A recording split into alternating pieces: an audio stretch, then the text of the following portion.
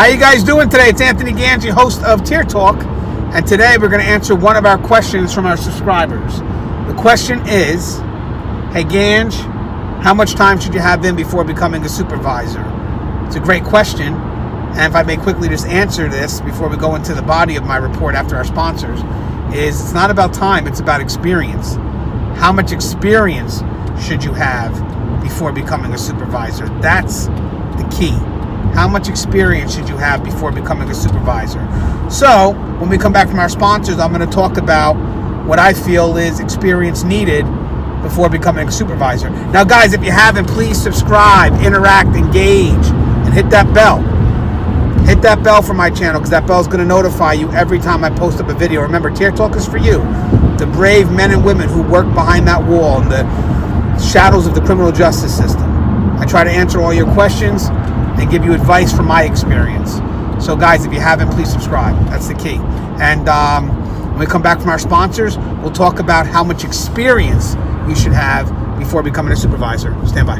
I wanted to attend a university that had an intelligence program. I wanted to look at problems different. I wanted to increase my critical thinking abilities. AMU offered those avenues to expand. Obtaining your degree as an adult, you're actually paying yourself and investing in yourself. You can't put a dollar on it, it's priceless. It's something that can never be taken away from you. American Military University. Learn from the leader.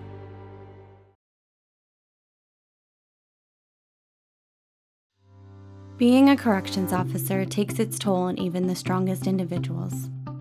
The constant need to perform at the highest level, putting your life at risk in a hostile environment, and the mental scarring of traumatic experiences. 31% of corrections officers show symptoms of PTSD, and 66% of people with PTSD also suffer with a substance abuse problem. The Transformations First Responders program is specially designed to help veterans and officers heal from the grips of addiction and PTSD in a comfortable, supportive, and serene setting. You are not alone. If you have questions about the services we offer, give us a call at 866-762-8454 to get more information on this affordable and life-changing program. Thank you guys for listening to our sponsors.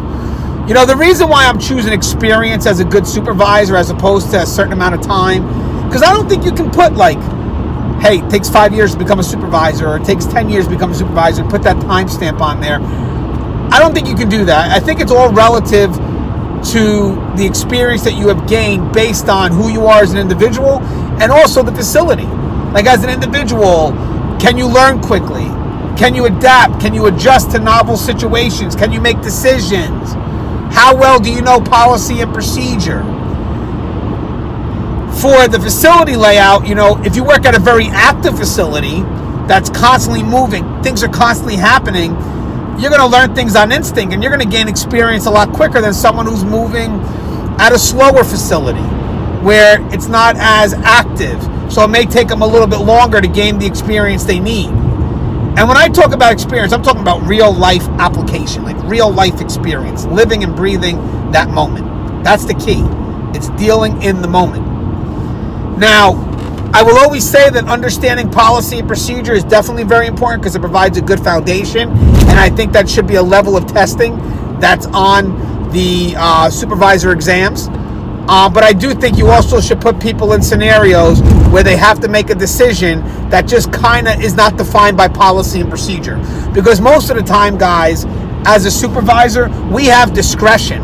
We're given the power of discretion, which means that sometimes we have to think outside of policy and procedure in order to bring things back. I wish things happen in such a perfect way that policy and procedure fit every situation we go through, but it doesn't. And the higher-ups need to be made aware of that. It doesn't. So good management usually spends a lot of time scrambling through the gray in an effort to bring things back to policy and procedure, which, again, you have to know policy and procedure, because if you don't, you're scrambling with no direction.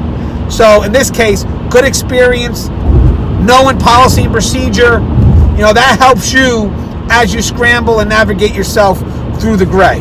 So again, you're talking about gaining real world knowledge, breathing in the moment, and then trying to understand the decisions that you have to make in the heat of the moment that there really is no direction for, that you're just going to have to improvise. And that improvise comes from experience. It comes from what you have learned in the past. So I wish I could give you a timestamp, 5 years, 10 years, but it doesn't work that way. It's more about the experience that you have gained in the amount of time that you've working at the department. That's dependent on you. That's dependent on how active the facility is, how much you can learn from the facility. Some facilities are considered great learning grounds because of how active they are.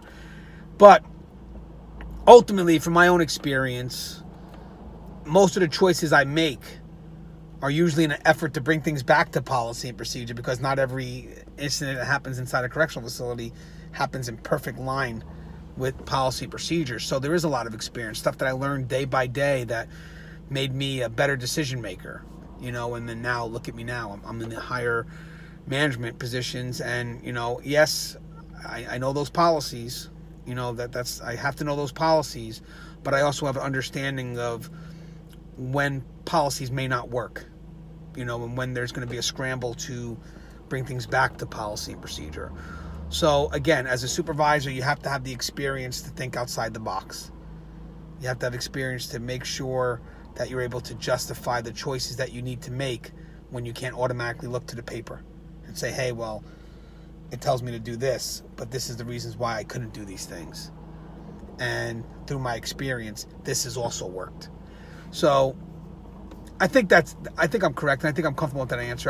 Again, it's not 100%. Feel free to comment below. But I think ultimately, if you're going to ask how much time you need to become a good supervisor, it's not about time. It's about experience that you've gained through the time. And ultimately, that's going to be what makes you a good supervisor. It's all about experience.